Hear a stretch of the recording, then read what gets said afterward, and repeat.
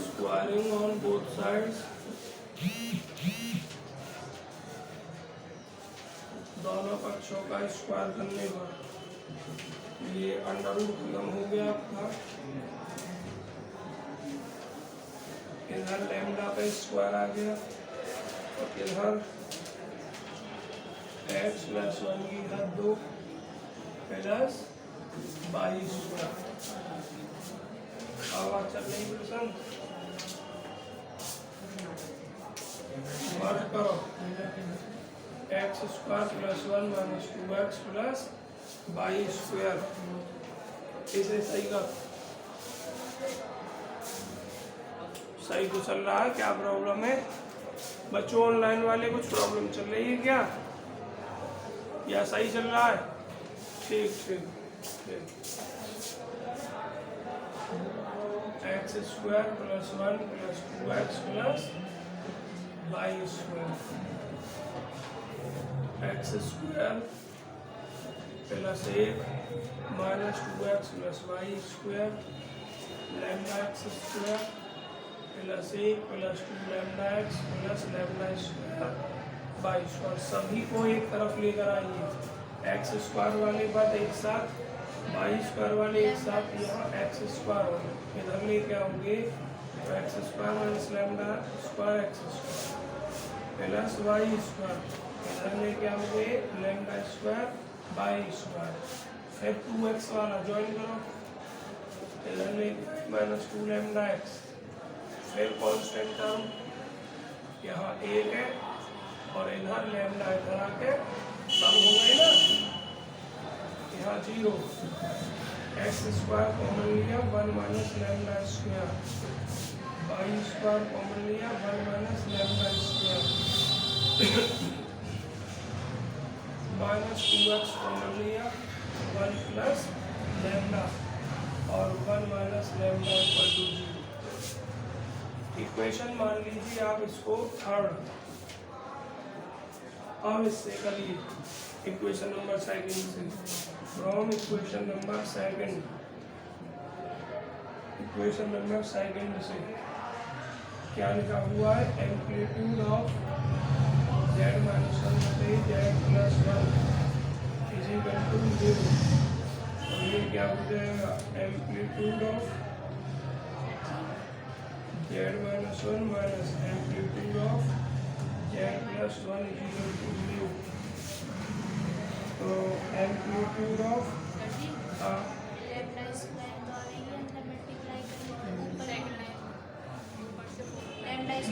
यहाँ इससे ऊपर, हाँ यहाँ भी लैम्डा स्क्वायर आएगा, जैसे लैम्डा रह गया यहाँ भी लैम्डा स्क्वायर भी आएगा और यहाँ लैम्डा स्क्वायर। तो देखो अब इसमें कहाँ कहाँ अंतर आया? एक तो जहाँ खाली लैम्डा स्क्वायर है यहाँ, और एक जहाँ 2x है यहाँ, और फिर हम नीचे आके एक तो यहाँ और एक और तो ना पड़ा कहीं अंदर। Amplitude of z minus 1, z क्या है? x प्लस आई वाई, और z क्या है? x प्लस आई वाई। तो यहाँ एम्पलीट्यूड क्या हो जाएगा? tan inverse y upon x। नमस्ते, आई का गुणन क्या? y। नमस्ते, x के स्थान पर x माइनस 1 और यहाँ tan इनवर्स y बटे कितना? x plus 1। चुपचाप बैठ जाइए आगे, नहीं जो आएंगे बात ना होनी चाहिए किसी भी तरीके से। अब सरल करो इसको, tan inverse x minus tan inverse y का फॉर्मूला लेकर tan inverse x minus tan inverse y क्या होता है? tan inverse x minus y, x के स्थान पर ये आपका यहाँ माइनस y के स्थान पर ये बटे 1 प्लस एक्स वाई, एक्स और वाई के जो भी मान है गुणा करो। ये क्या न्यू टेन उधर पहुँच गया, एलसीएम जब लिया जाएगा तो y x plus 1 minus y x minus 1 और ये एक्स माइनस 1 और एक्स प्लस 1 बटे LCM x minus 1 x plus 1 plus y square बटे x माइनस 1 x प्लस 1 और ये इधर tan म्यू। आवाज बंद करो भाई, इससे ये कैंसिल। बहुत जल्दी उतारो जो उतार रहे हैं। एक सा काम किया करो, या तो सब उतारा करो या फोटो खींचा करो, दोनों तरह काम ना होना चाहिए। आधा उतारो, उतार लो जल्दी। जो जिसको करना है बहुत जल्दी करें। उतारने में तो मुझे तो रेस्ट फायदा मिलता है, रेस्ट मिल जाता है। जो काम करना है तो करो।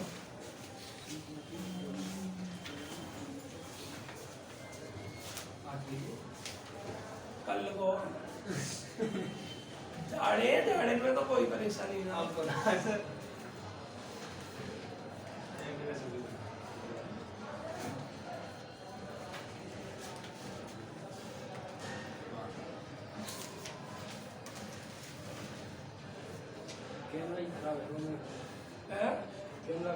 कैसे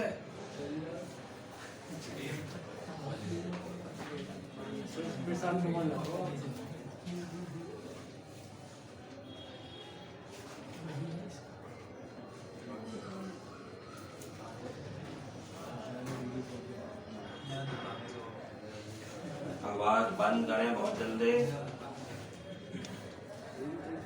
डंडा उठाना पड़ जाएगा।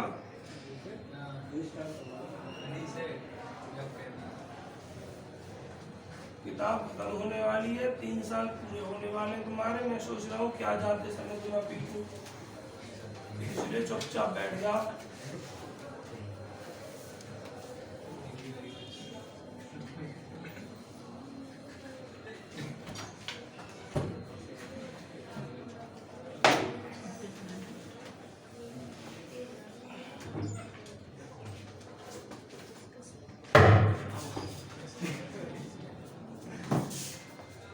जल्दी जल्दी उतारो।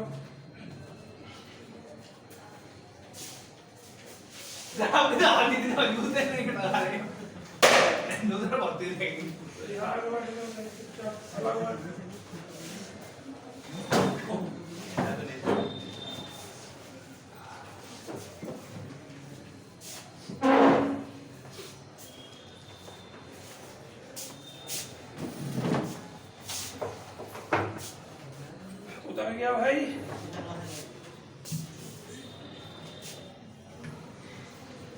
देखिए आगे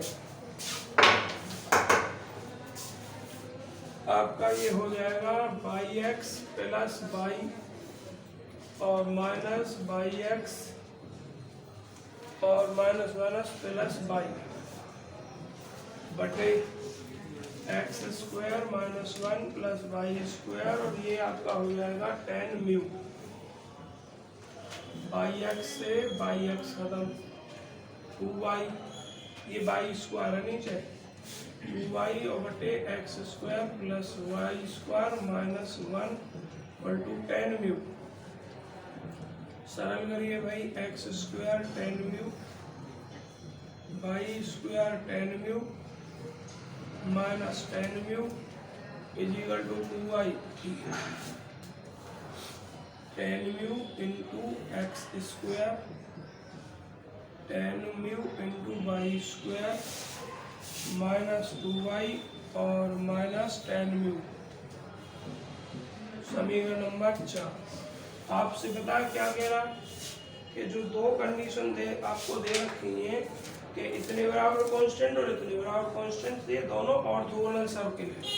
ऑर्थोगोनल सर्किल का मतलब क्या होता है, एक सर्किल ये और एक सर्किल ये, एक टेंजेंट इधर खींची गई इस सर्किल पर, एक टेंजेंट इस सर्किल पर इधर खींची गई, इन दोनों के बीच जो एंगल होता है वो 90 डिग्री।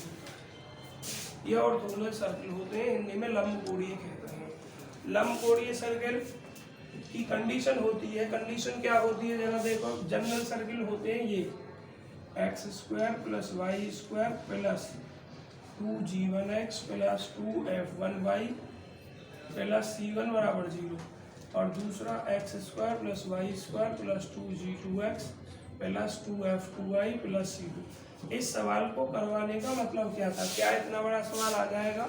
नहीं आएगा, लेकिन मतलब था इस सवाल करवाने का कि ऑर्थोगोनल कंडीशन का यूज करके कोई और सवाल तो आ सकता है आसान कैलकुलेशन का, इसलिए करवाया। तो कंडीशन क्या होती है इसकी, G1 G2 plus F1 F2, compare करके दोनों से, x के गुणांक यहाँ से y का गुणांक, यहाँ से x का गुणांक, यहाँ से y गुणांक। G1 G2 है 2G1 G2 plus 2F1 F2 बराबर जो आता है बच्चों वो C1 प्लस C2 के होना चाहिए। और 2G1 G2 plus 2F1 F2 बराबर C1 प्लस C2 आता है तो वो ऑर्थोगोनल होते हैं, लंबकोणीय होते हैं। तो आप कंपेयर कीजिए, आपका एक सर्किल ये है और एक सर्किल ये है, चेक करें सर्किल है भी या नहीं भी। एक्स स्क्वायर और वाई स्क्वायर का गुणांक समान है, एक्स वाई का पद इसमें है नहीं, एक्स इंटू वाई का, तो सर्किल है। इसमें भी एक्स स्क्वायर और वाई स्क्वायर के गुणांक कोएफिशिएंट समान है, एक्स इंटू वाई का पद इसमें भी नहीं है, तो ये दोनों सर्किल है। तो सर्किल है तो ये जनरल फॉर्म होती है सर्किल की। इस फॉर्म में लाने के लिए यहाँ 1 माइनस लैम्डा स्क्वायर से भाग और यहाँ tan म्यू से भाग, तो थोड़ा यहीं करे दे रहा हूँ, यहाँ एक्स स्क्वायर बचेगा, यहाँ वाई स्क्वायर बचेगा, माइनस 2x, ये 1 plus lambda square, 1 minus lambda square, और ये 1 माइनस लैम्डा स्क्वायर बटे 1 माइनस लैम्डा स्क्वायर, तो ये क्या हो जाएगा, 1 हो जाएगा। इसको 3 ना मानकर इसको लिखो 3 आप यहाँ, तो ऐसे ही इधर कर दो, tan म्यू से भाग करके x square plus y square minus 2y बटे कितना tan म्यू, 1 बटे tan म्यू क्या हो जाएगा cot म्यू, तो लिख दो 2 cot म्यू इंटू कितना y, और यहाँ tan म्यू से tan म्यू भाग करेंगे तो माइनस 1 इजिकल टू 0। अब कंपेयर करो भाई, comparing equation third with the equation, पहले करना है उसकी तुलना तो ऊपर वाली equation, x square plus y square plus 2G1x plus 2F1y plus C1 बराबर 0। कंपेयर करो भाई, x का गुणांक 2G1 और इसमें x का गुणांक है ही नहीं, इसमें नहीं, पहला इसकी करना है, तो इसमें x का गुणांक क्या है, माइनस 2 1 प्लस लैम्डा स्क्वायर बटे 1 माइनस लैम्डा स्क्वायर, 2 से 2 खत्म, तो G1 क्या हो गया आपका माइनस 1 प्लस लैम्डा स्क्वायर बटे 1 माइनस लैम्डा स्क्वायर। अब 2F1 बाई का गुणांक, क्या इसमें है बाई का गुणांक खाली, देखो बाई घात 1 का पद नहीं है तो 0, F1 की वैल्यू 0। इस और C1 का मान, C1 बताओ, C1 का मान कांस्टेंट प्लस का 1, ठीक। अब इससे कंपेयर करेंगे, इसको रफ कर दे रहा हूं मैं,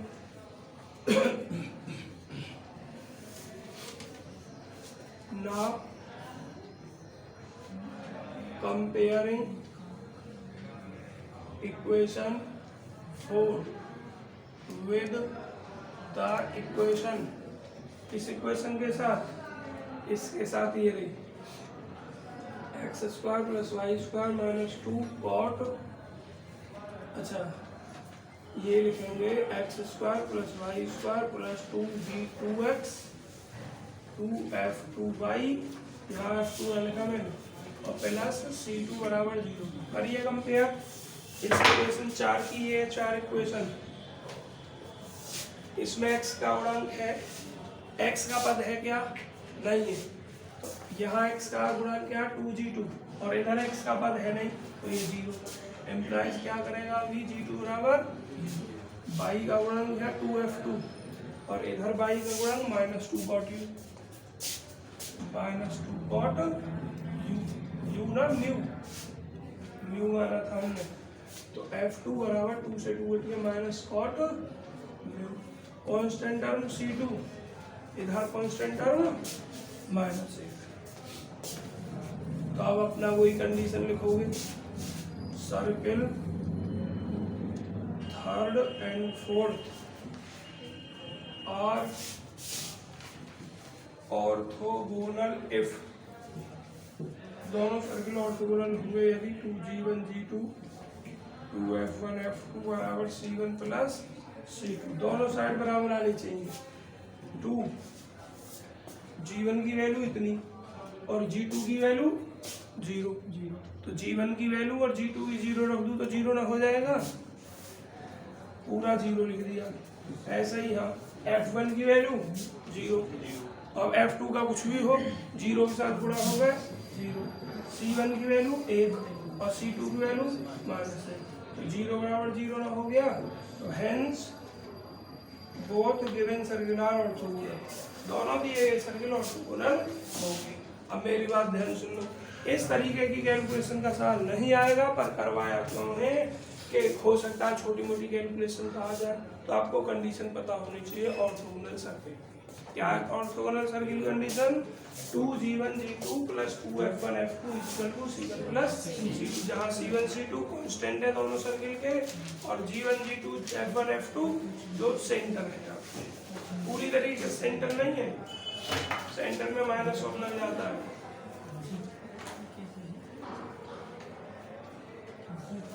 अब अपनी ऑब्जेक्टिव एक्सरसाइज निकालिए जरा, और जो आप पढ़कर आए हो वो सवाल पूछते रहिए अपने अपने, और नहीं पढ़कर आए हो तो टाइम वेस्ट मत करना, नया चैप्टर शुरू करवा लेना, या मैं अपनी मर्जी से जो सवाल मुझे लगेंगे बताने लायक उन्हें बता दूंगा।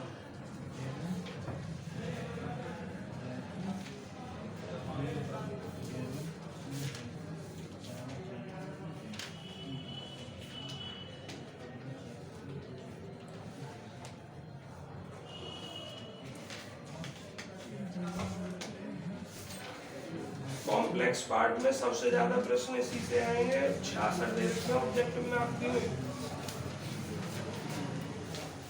कर दो भाई, चलिए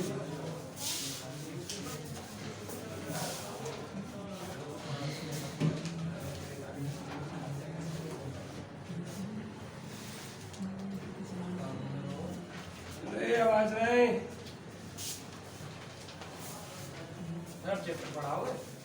पहला प्रश्न बताऊंगी इनके, तुम पूछो तो मैं पूछने को तो देखिए, पहले मैं ऐसा बोलूंगा, पहले 5 प्रश्नों में किसी को कोई प्रश्न पूछना है 5 में बता दूं, 5वां तो मैंने यार जो भी तो करवाया 5वां ना बता दूं, 5वां सवाल तो मैंने डिटेल करके सेम करवाया था, ये ही संख्या सब कुछ ये। चलो वैसे 5वें सवाल का आंसर क्या आएगा, सब डायरेक्ट बताओ जल्दी। बी ना आएगा, डी आएगा। बी कौन कौन बता रहे हैं? बी का ही बता रहे हैं, डी सही है, बी का। पहला सवाल कर लिया सबने इसका, ठीक है। अब पहले 5 के बाद लास्ट के 10 तक, लास्ट के ना अगले 5, तो छठा सवाल पूछा है। छठा सवाल जैसा मैं सवाल कई करवा चुका हूँ आपको, मॉड ऑफ z माइनस 1 बराबर मॉड ऑफ z प्लस आई, ये रिप्रेजेंट करता है, मतलब लोकस है ना, सॉल्व करना पड़ेगा। z बराबर x प्लस आई वाई रख दो भाई। देखो अच्छे से ढंग से पढ़ लो, इस चैप्टर में से लगभग 10-12 प्रश्न आते हैं।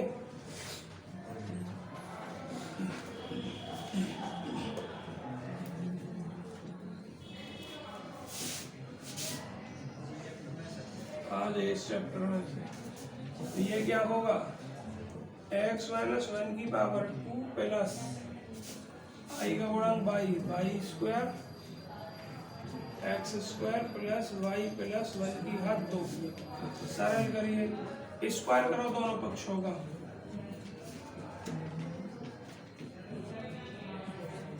रे बच्चों बात बंद करिए। X square plus 1 minus 2x plus y square x square plus y square plus 1 plus का 2y, एक्स स्क्वायर से एक्स स्क्वायर, वाई स्क्वायर से वाई स्क्वायर, एक से एक कैंसिल, 2x को उधर भेज दो, 2x प्लस 2y बराबर कितना 0, 2 से भाग कर दो, देखो क्या क्या ऑप्शन दे रखे हैं, ए लाइन एक line, through the origin, origin से होकर गुजरती है, हुक स्लोप इज 1। तो दो बात तो संतुष्ट हो रही है कि एक सरल रेखा का समीकरण है और ऑरिजिन से होकर गुजरता है। कैसे पता चली ऑरिजिन से होकर गुजरता है? ax plus by plus c बराबर 0। इस फॉर्म के इक्वेशन में जहां भी c 0 हो, क्या हो, c 0, x और y के ही दो पद रह जाए, वो ऑरिजिन से होकर जाता है, मूल बिंदु से होकर जाता है। तो यहाँ c का टर्म नहीं है तो यह ऑरिजिन से होकर जाता है और सरल रेखा का समीकरण है। तीसरी चीज पूछी है स्लोप 1। इसका स्लोप कितना आएगा? y इक्वल टू, इधर पक्षांतर करो, माइनस एक्स प्लस सी के स्थान पर 0। तो जनरल समीकरण क्या होती है? y बराबर एम एक्स प्लस सी। तो m का मान तुलना करो, x से गुणा माइनस, स्लोप माइनस एक के साथ। जबकि पहले पार्ट में स्लोप 1 के साथ गिरा तो पहला ऑप्शन गलत। दूसरे ऑप्शन में a line through the origin whose slope is, secondly सही है, ठीक है। अब एंगल भी पूछ सकता है, एक लाइन विद एंगल है -1 है, 135 135, ठीक है। अब इसी सवाल को आपसे एंगल कह दे एक्स अक्ष के साथ में तो 135, और एंगल कह दे एक्स अक्ष के ऋण दिशा से, घुमा सकता है सवाल, सीधा सीधा नहीं पूछेगा। एक्स अक्ष की ऋण दिशा से एंगल कितना हो जाएगा? अरे 180 में से 135 घटा दो ना, है -45 हो जाएगा।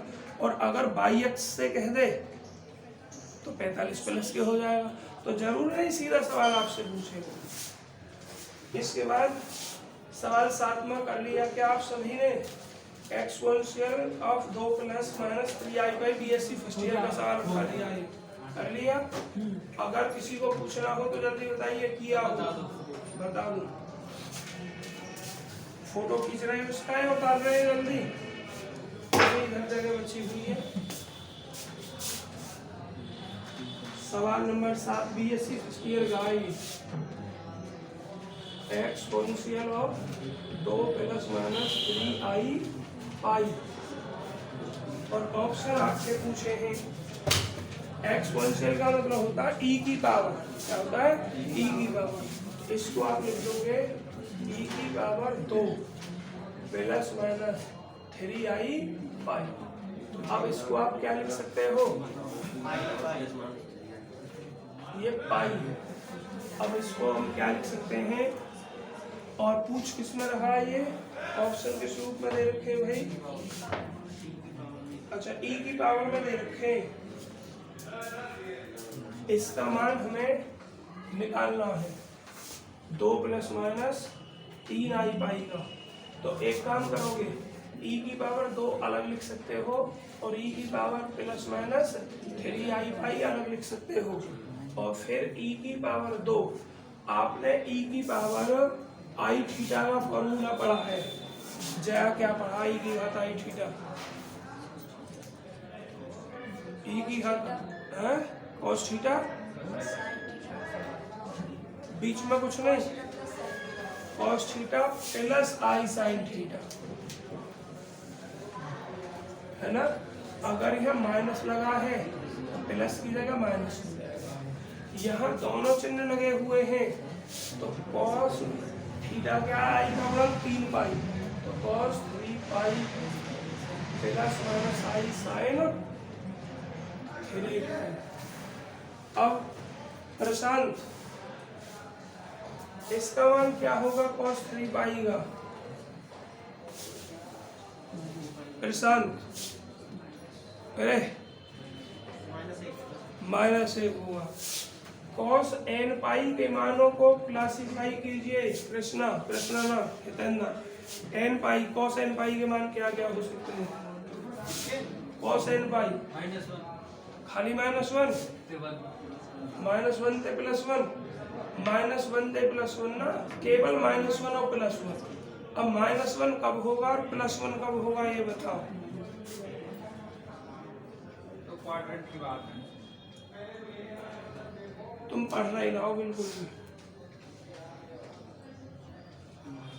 कृष्णा तुम बताओ। 5 पाई हो तो 4 पाई हो, तो फिर ये कंडीशन क्या बनी जो ऑड और इवन की बनी। अगर एन ऑड है तो विषम और इवन है तो सम। तो यहाँ 3 क्या है, ऑड है, इसलिए -1 होगा इसका मान।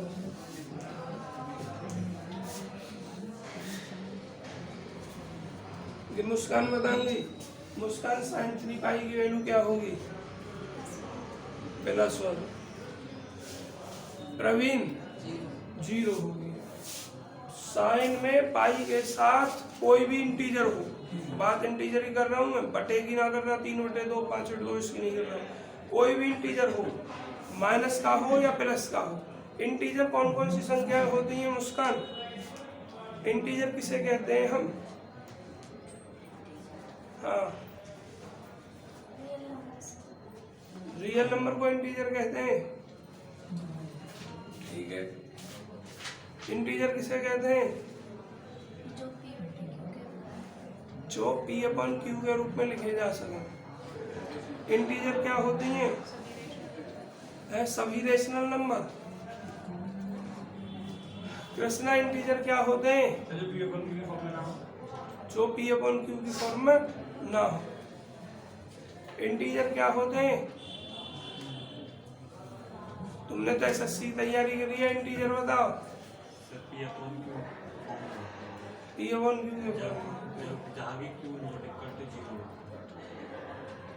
तुम बताओ इंटीजर क्या होते हैं, लेकिन तो हिंदी में होता है इंटीजर 1 2 3 4 और -1 2 3 4, ये नहीं होते, होते हैं।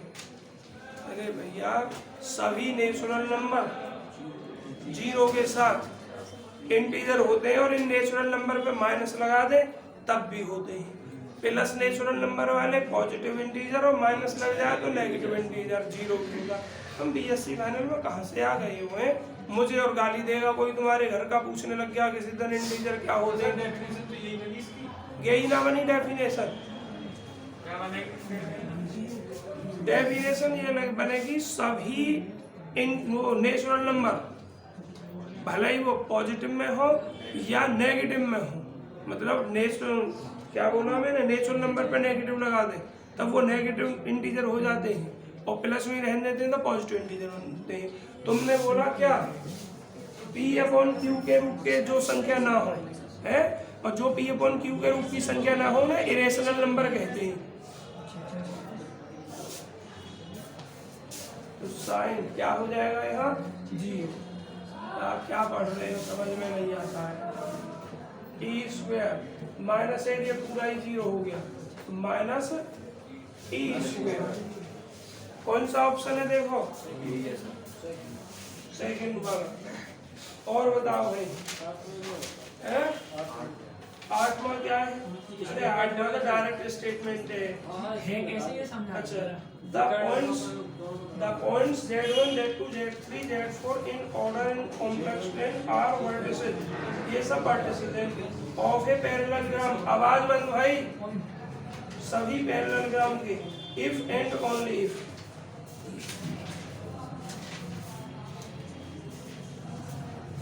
देखिए ध्यान से, Z1 Z2 Z3 पैरेललोग्राम के वर्टिसेस हैं ये सब।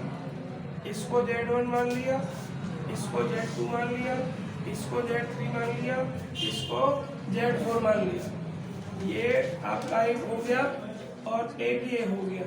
पैरेललोग्राम में जो डायगोनल होते हैं वो सेम पॉइंट पर काटते हैं, किस पर काटते हैं, सेम पॉइंट पर काटते हैं। तो ये कंडीशन जो भी इसमें सेटिस्फाई कर दे वही होगा। इसमें ऑप्शन कौन सा दे रखा होगा, बी दे रखा होगा, बी दे रखा है ना, Z1 + Z3। तो बी को देखो फिर, Z1 + Z3 बराबर कितना दिया है, Z2 +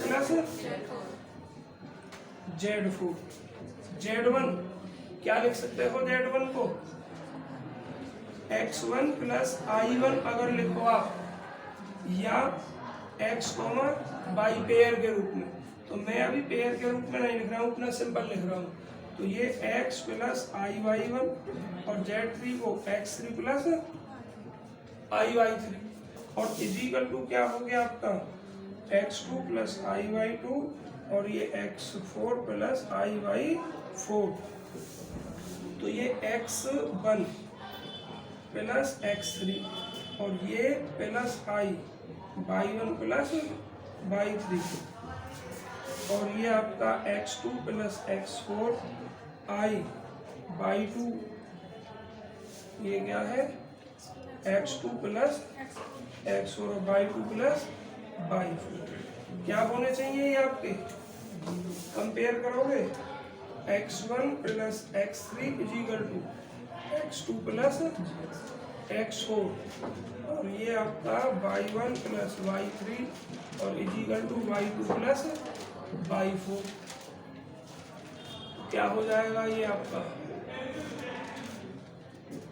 x1 माइनस x2 ये इस कंडीशन को सेटिस्फाई करेगा। इसमें से कोई जब इस डायगोनल का हम लिखेंगे तो इसका मिड पॉइंट क्या होगा z1 प्लस z3 बटे कितना 2 और ये क्या होगा आपका z2 प्लस z4 बटे कितना 2।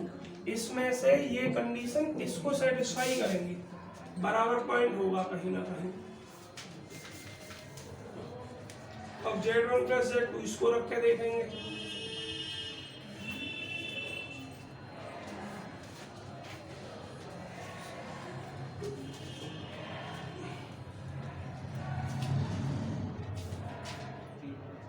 दोनों समचतुर्भुज हो गया, समांतर चतुर्भुज